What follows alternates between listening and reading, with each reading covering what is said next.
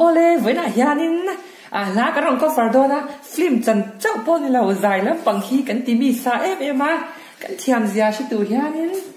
lel pa omoi zo ri moi ron chak gon ka shok chang te ha ka shok kan shot lock ni hi po dài à cái làng à ban chưa chết cần vang khuất bụi bê la thiên khoai vẫn dần lại khá nè cả bom măng là vinh globe ngày rèn trên trên gió mà sẽ choa chuột vang in cái liam sân lệ gì mình trên là vắng ti tơ mình tiang rồi tua để hai đôi nhẹ cái đi ít mẹ môi cái thiền mong ngày nó chiêm bụi riêng lệ chân xí chi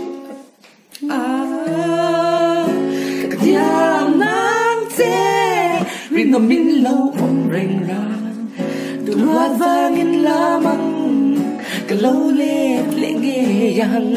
nghe năm xí xóm bít đại khoa vài đại vô sinh cái thần quý là cứ rồi lên lên chỉ là mình sai khi xem mỗi khai lên yo không nghe năm xí xóm bít đại khoa vài đại vô sinh cái thần quý là cứ rồi lên lên chỉ là mình sai khi xem mỗi khai lên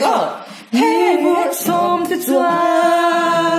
doctor anh ngay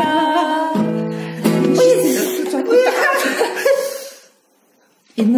ngày lâu khi mi xóa để lệ chắc bên này lâu yan thằng đâm tu lỡ đi su ngay em YouTubers đi tour hian nghe cha in ti chuan in post ki mer ma in post ngam ba piang YouTubers in vek the Kâpi ui Kâpi cái này là lòng thuốc đấy rồi lòng thuốc là cái vai mắng chảo namaste biche đi đi một chiếc car đi chứ offro ui cái thế là xem cả hay tí xem các bạn mệt lung tối rồi ui cả cái sắp ta shampoo aja ada ini man shampoo ui lên con rất